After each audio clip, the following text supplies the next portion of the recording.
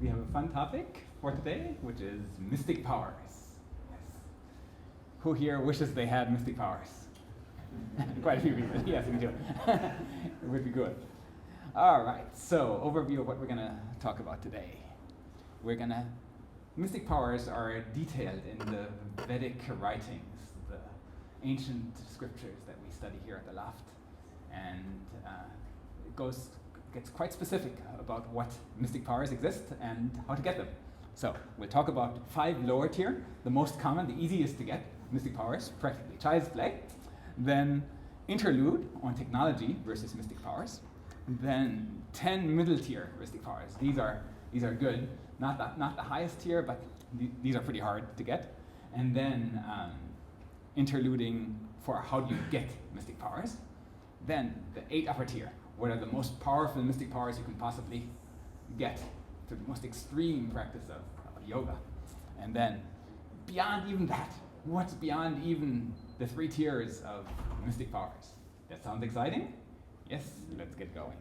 Okay, what about if you say, I don't believe in no supernatural, mystic power, fairy tale, voodoo, mumbo jumbo, hocus pocus. What if you're like that? You're like extreme skeptic. I don't believe any of this stuff. Well, let me ask you a question. Does something come out of your eyes when you look at someone? In general, for anyone. Who thinks no? It's not a trick question. Well, maybe it is. But yeah, most people think, no, of course not. If I look at you, laser beams start coming out of my eyes, well, no, of course not. Science tells us that when light comes into our eyes, does not come out. No, but if when I look at you as a projection from my mind that touches you, my mind in a sense reaches out to touch you, if I look at you from behind and you don't know I'm there, could you feel that I'm looking at you? Well, as soon as you ask that question, you realize that the sense of being stared at is very common. It's now called scopaesthesia, the scientific name for it. Scop as in microscope, seeing, aesthesia, feeling, as in synesthesia, anesthesia. Scopaesthesia is extremely common. Most people have experienced it. I'm sure most people in this room have experienced it. You turn around, you find someone's looking at you, or you stare at someone and they turn around and look back. It doesn't happen all the time, but it's very common. Most people have experienced it, including most children. It's usually directional. You turn and look straight at the person. You don't just feel uneasy and search around. I have a recent paper on directional scopaesthesia showing that on the basis of 960 case studies, the directionality is just a basic feature of this and the way people experience it. I've investigated the natural history. We've interviewed, dealt with through questionnaires. We found it typically happens most powerfully with strangers, often with male strangers in situations that could be vaguely threatening. We've done interviews with more than 50 surveillance officers, celebrity photographers, and private detectives, practically all of whom just take this for granted. If you've ever trained to be a private detective, and I'm guessing that most of you haven't, you will have learned that when you're following someone, shadowing somebody, you don't stare at their back, because if you do, they'll turn around, catch your eyes, and your cover's blown. You have to look at them a little bit, otherwise you lose them, but you look at their feet. So among practical people, these things are completely taken for granted. In the martial arts, it's taken for granted, and they have methods of training people to become more sensitive. Because if you can feel when someone's approaching from behind who might attack you, you'll survive better than if you didn't feel it. They train this ability, people get better at it. Well, many experiments have already been done on the sense of being stared at. They've been done in at least 37 different schools and colleges. They've been replicated in many parts of the world. The statistical significance is astronomical.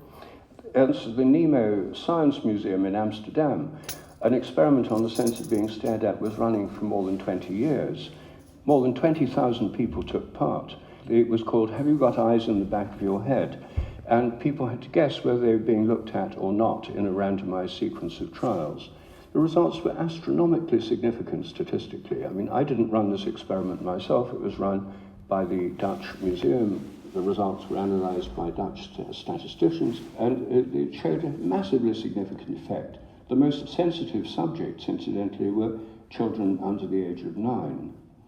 So here we have something which is extremely well known. It's well known all over the world. The scientific evidence suggests it really happens. The scientific teaching of how mirrors work assumes that there's an extramission of influences. It seems to be deeply seated in biology. It happens with animals. Animals can tell when they're being looked at, and people can tell when animals are looking at them. And I think it has enormous implications for our understanding of the mind. Because if our minds are not just about what happens in brains, and if our conscious experience is extended through electromagnetic fields, there seems to be an interface between electromagnetism and consciousness, and why it should be confined to the inside of the head is a purely arbitrary assumption.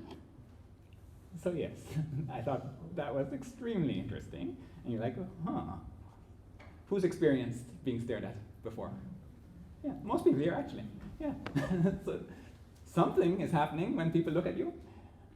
And we have this kind of dual thing in our mind where it was like, no, it's impossible. While at the same time, it's completely obvious, everyone's experienced it. So this is one of so many things that shows that there's something going on with the mind that is beyond just the head, beyond the brain.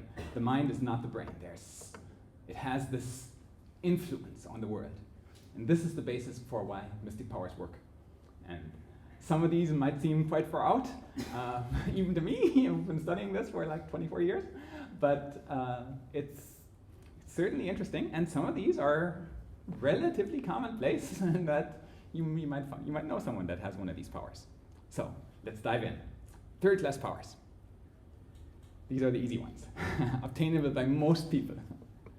Knowing past, present, and future. Knowing what happened in the past, knowing what's happening currently, and knowing the future. And in the bottom, the Sanskrit term for these. So this is the sages that can predict the future. This is, I think, there's a video of like Alex Jones 7 years before 9/11 predicting that plane would hit the Twin Towers. It's crazy. He for whatever reason has some kind of, it's also drove him crazy in a sense. He has so many visions and things, but people have this. Then, being unaffected by heat and cold. This is a very common one that people can practice and gain. For example, yes.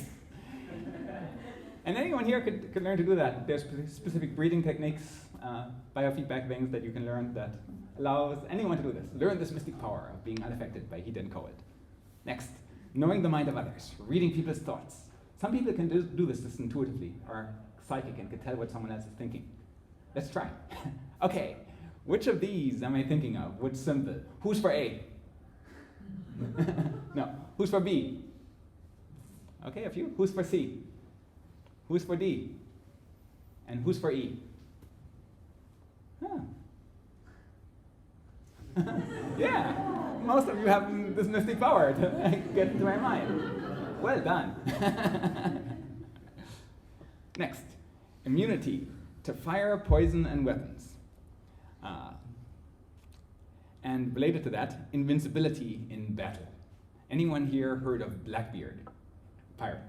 Yes, okay. Well-known story in the USA in 1780. Blackbeard was terrorizing the southern east coast of the United States, raiding, killing people, doing all the things pirates do, until the British decided to hunt him down and sent 2 of their best warships. They snuck up to a ship in the night in a bay and cornered him so he couldn't escape. He sunk one of the warships as it was attacking, but the other one managed to go alongside, and the British soldiers streamed onto the deck fighting Blackbeard. They couldn't find Blackbeard. After about a minute of fighting, Blackbeard emerges from the back. He had he had tied cannon, what do they call it, strings to his hair and set them on fire. So he looked like his hair was burning as he was fighting. So Lieutenant Maynard, the captain of the British ship, came face to face with Blackbeard. Blackbeard pulled out his pistol, aimed it at the lieutenant, fired. Nothing happened. His pistol misfired. Then the lieutenant aims his pistol, fires at Blackbeard. Direct hit in the chest. Blackbeard just keeps going, unaffected. And the battle goes on for ages and ages until they kill all of the pirates. And zeroing on Blackbeard, finally, after what seems like an eternity, Blackbeard collapses. And when they search his body, they find he'd been shot 5 times and stabbed 25 times. Finally, they defeated him, and they immediately decapitate him because who is this demon that we're fighting? Invincible in battle. So, not entirely invincible, but pretty close. These things happen. People have these mystic powers of invincibility in battle and somewhat immunity to weapons. So yes, that's the easy ones. Anyone can get these through sufficient practice. But you might say, well, most of these so-called mystic powers, you can get these through technology. Why spend, we'll get into how to attain mystic powers, but why spend all this time doing yoga, meditation, all these things to get mystic powers, when instead you can get them through technology, right? And when you study the Vedas, they explain that there's 4 cycles of universal ages that we go through, from Satya Yuga to Treta Yuga to Dwapara Yuga to Kali Yuga. We're currently in Kali Yuga. In Kali Yuga, technology is most prominent, where in Satya Yuga, mystic powers are most prominent and easy. In Satya Yuga, practically everyone has most mystic powers, where here, practically no one does, but people compensate through using technology to achieve the same things. So let's go through a few. Such as knowing past, present, and future. Here in Auckland, there is a company called Predict HQ that does exactly this. You can pay them to predict anything. You tell them, I want to predict this thing, they'll come up with some machine learning model, they will predict that thing for you. For example, Uber uses them to predict how many people will be at any location at any one time. So there's a concert, they want to know how many cars to send there beforehand. They use Predict HQ to build them a prediction. So they collect all historic information of everything that happens in the world and then are able to predict past, present, and future through technology. Next, anyone ever put on a wetsuit? You can swim with a sufficient wetsuit in the same ice-cold water as Wim Hof can without anything by putting on a wetsuit. Mystic power. Knowing the mind of others. Anyone know what that is? Anyone know what that is? Is it Neuralink? Yes, Neuralink, brain implant. One of many Elon Musk's companies.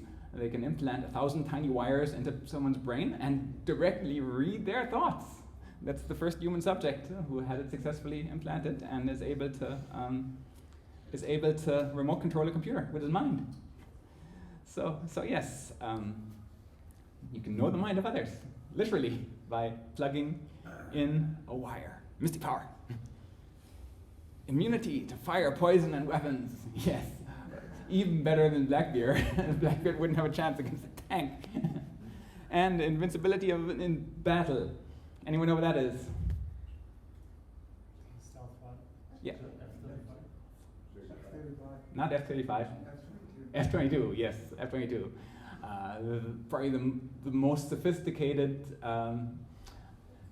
aircraft fighter in the world. Practically invisible, size of Bumblebee to radar, and can fire missiles that from 60 kilometers away can blow you up. You can turn on a dime, practically. 120 kilometers. Hmm? 120 120 kilometers. kilometers? Oh, 120 kilometers, okay. Maybe you're... Yeah, old version. They've upgraded it. So yes, practically invincible in battle. What are you going to do with a stick or something against that? 120 kilometers away, you blow up. You're like, what happened? Mystic power. All right, so it's easier to achieve mystic powers in the age of Kali that we have today through technology than it is through yoga practice, but you can do both. Second-class powers. Now, these are a little harder to get.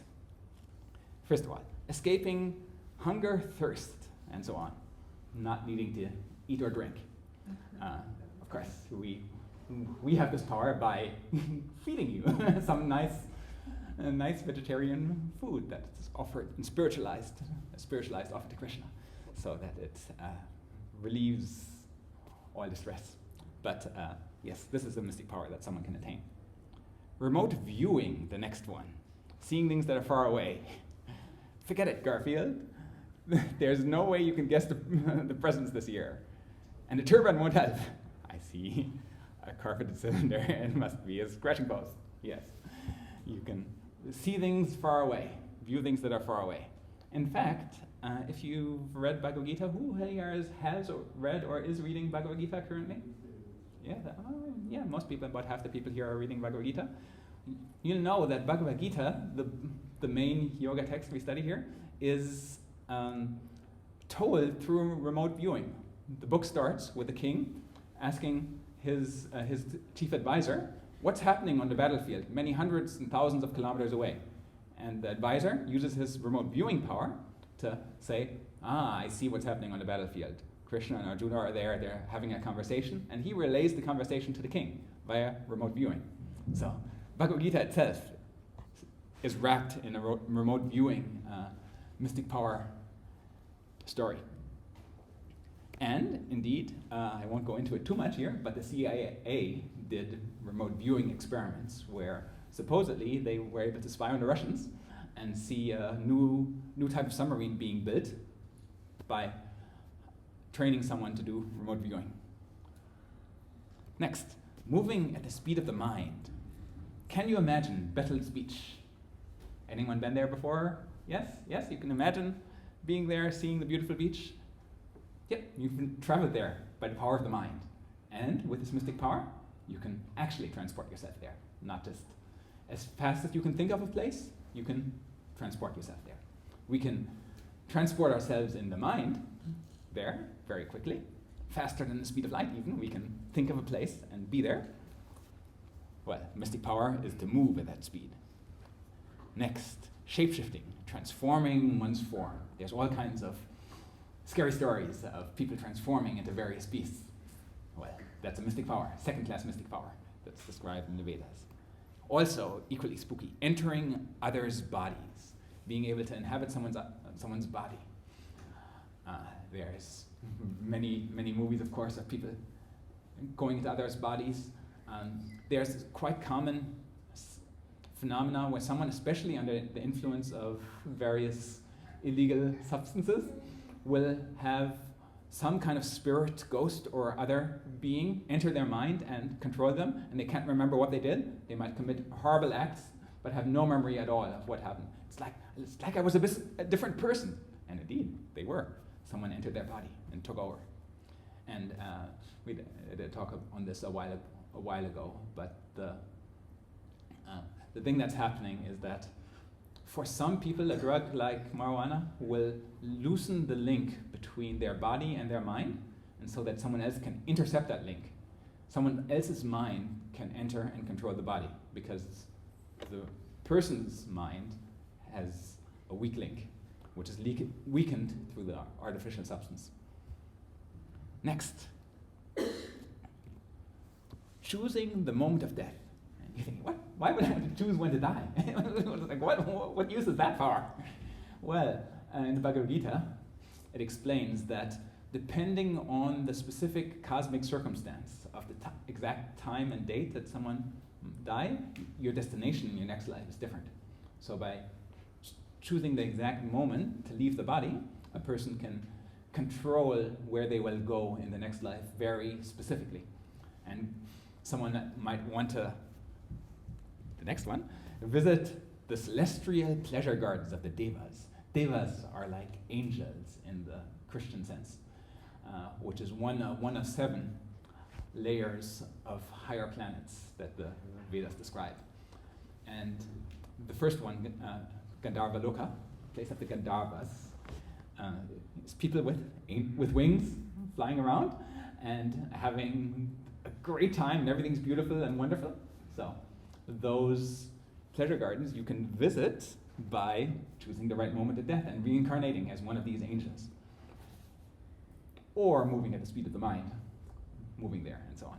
So mystic power to be able to transport oneself and visit one of these angelic, wonderful places. The best vacation you can have.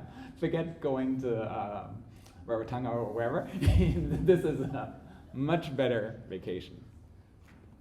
Next, executing one's determination. Whatever one wants, one can do and get. All right. One more, I think. And this one has been portrayed in a popular movie. Let me see your identification. You don't need to see his identification. We don't need to see his identification. These aren't the droids you're looking for.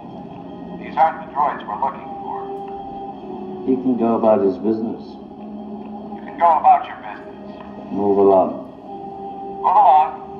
Move along. Yeah, I think everyone's familiar with that. Issuing commands that are always fulfilled. You can do the Jedi mind trick on people. And you might be thinking, I can't issue a command and someone else will just do it, like Obi-Wan there in the movie. No, it's impossible.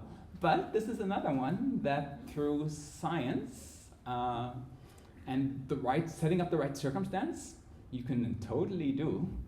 And many people in present times are able to do this. And have a short, I think, 4-minute video explaining. Who's heard of the Milgram experiment? Milgram? Yeah. Krishnendu has. All right. We'll see this. Horn. Steam. The point of this test is to see whether the teachers, our subjects, will call a stop to the experiment or continue to the point where they are administering seemingly lethal electric shocks to the victims simply because the scientist is telling them to. That's wrong. 225 volts. It's not real, it's a recording.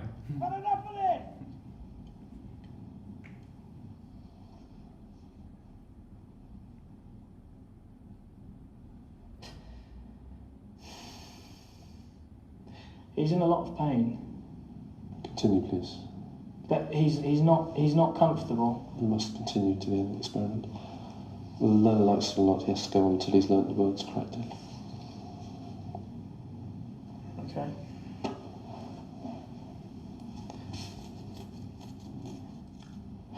Forest. That's wrong. 240 volts.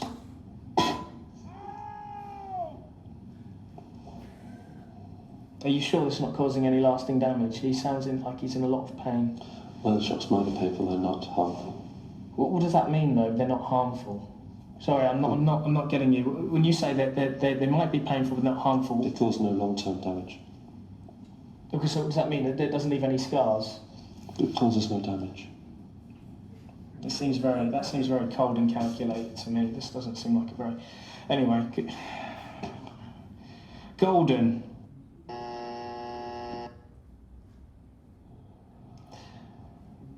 That's wrong, mate. 300 volts.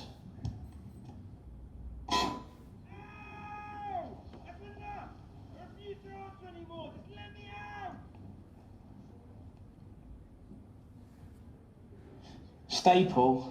The options are diet, jar, balcony, and bowl.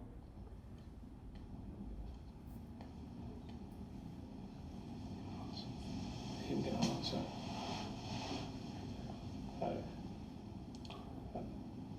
If the learner doesn't answer in a reasonable time, say 4 to 5 seconds, then you have to treat the answer as wrong and follow that procedure. Did you hear that, learner? Just any response, mate. Come on. Wild guess. Please continue. 345 volts if you're still with me. I'm sorry.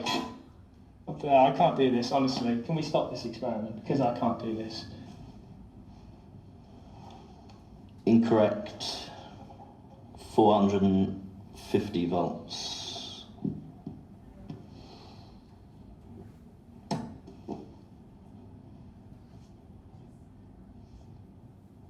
You've We promise he's not. It won't. Please continue with the procedure. You said it hurts, but it's because it's like it says they're dangerous emotion. We'll be alright. Yeah. Please continue.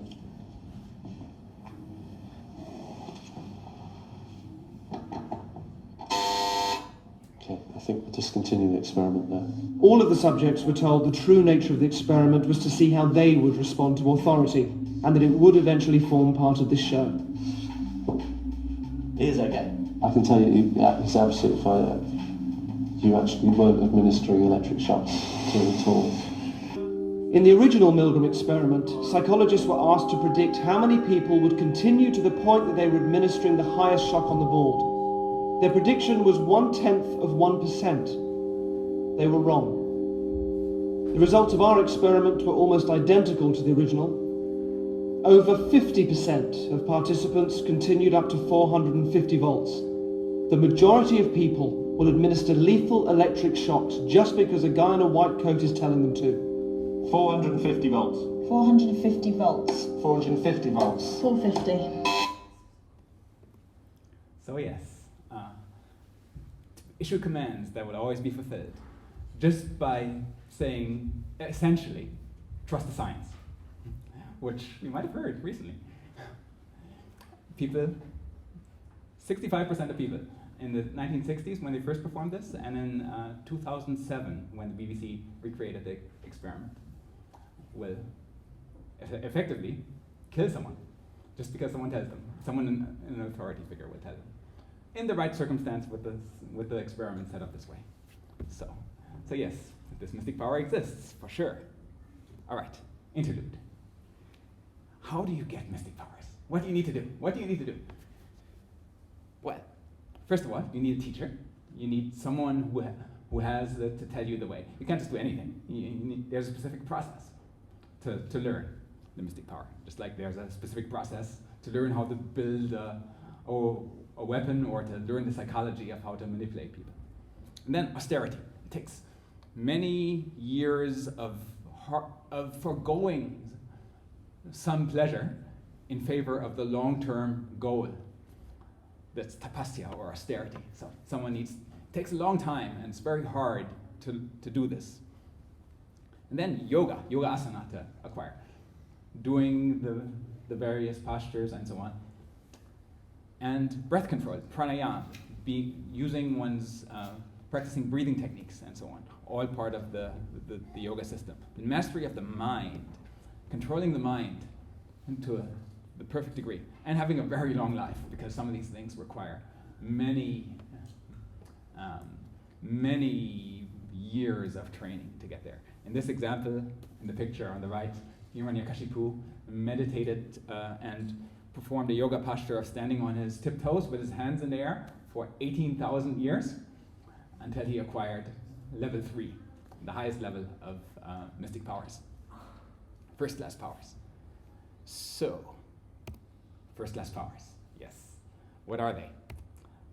The ability to reduce the body even to an atomic size, to shrink down to a tiny spot, move through solid matter. I don't think anyone can do that today. And also to expand one's body to gigantic size. And levitation, anti-gravity. There's examples of people having this power by, for example, the pyramids having, in some places, stone blocks that are 450 tons. 450 tons, that's like 200 cars or something in one block. Somehow these people using wooden tools, rope ladders, stone tools, are able to lift that to the top of the pyramid, and the blocks on the top of the pyramid are bigger than the blocks on the bottom. Which is like, why would you do that? Why would you put the smaller blocks on the top? But it makes perfect sense if you're mastering the art of levitation more and more as you're doing the construction project. And you're like, oh, we can put bigger blocks as we get better at the levitation. So yes, the levitation anti-gravity power, one of the mystic powers, first class mystic powers, that very hard to get, but people had. The power to reach for whatever the heart desires and grab it without traversing space to the place. You can reach anywhere, grab anything you want, bring it back. There are stories in the Krishna book. You'll read someone has a story where they kidnap a person, pull them through the universe to a different place by using this power. Directly experience any object of enjoyment anywhere in the universe. Anything, any of your desires, you can fulfill them immediately. Also, mystic power. And next, again from Star Wars, because that's like a movie full of mystic powers. Is now the ultimate power in the universe. I suggest we use it. Don't be too proud of this technological terror you've constructed. The ability to destroy a planet is insignificant next to the power of the Force. Yes, the ability to create and destroy planets. Not only can you destroy planets with this mystic power, you can also create them. There are stories of people in the higher dimensions of the universe creating planets and all the life on them with their mystic powers. And through the process of selecting the right time of death and practicing the correct austerities, the correct tapasya, someone can reincarnate as one of these beings, and then the body is far more suitable, and incarnate in the correct age, cosmic age, maybe in Satya Yuga, where these things are much easier, to be able to create and destroy planets, just with the mind, with the mystic power. And long-distance psychic control the minds of many people collectively through overdistance. And finally, the utmost magnitude of material acquisition, control and enjoyment, irrespective of nature's laws. Ignore the laws of nature, do whatever you want. The final, ultimate mystic power. All right, so those all sound incredible, inconceivable. What could possibly be beyond mystic power? What's beyond the ultimate power of doing whatever you want, ignoring laws of nature? Surely there's nothing, nothing that's beyond that, right? Well, there's a problem. There's one problem with mystic powers, is that they are not satisfying. Here from Bhagavad Gita, the yogis who are after mystic powers are all unhappy because of unfulfilled desire. What do you mean? I can do whatever I want. yeah, exactly. But that's not satisfying. You get what you want, and then you want more. It's not like it stops. Your mind craves more and more. You acquire one mystic power, and you're like, great. I can't be killed. Great. Now I want to control the minds of others too. And now I want to grab everything I want, and it never stops. You just want more and more and more. And now I can enjoy everything. Now, actually, I'm going to go about trying to enjoy every single thing, because you never have enough. You're unsatisfied. No matter how much power you get, no matter how much wealth you get, you always want more. It's like the billionaires of the world. You have $1 billion, you can do whatever you want. Still, you continue working. Still, you continue trying to expand your wealth. It's never satisfying.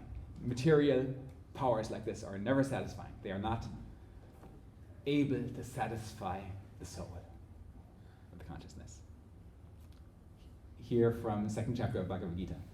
A person who is not disturbed by the incessant flow of desires that enter like rivers into the ocean, which is ever being filled, but is always still, can alone achieve peace, and not the person who strives to satisfy such desires.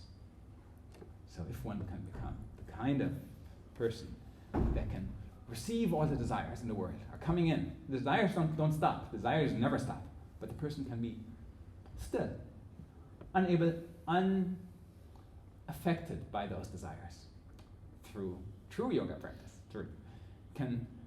All desires might come, they go, okay, I don't have to do it. Desires are there, but I don't have to act on those desires.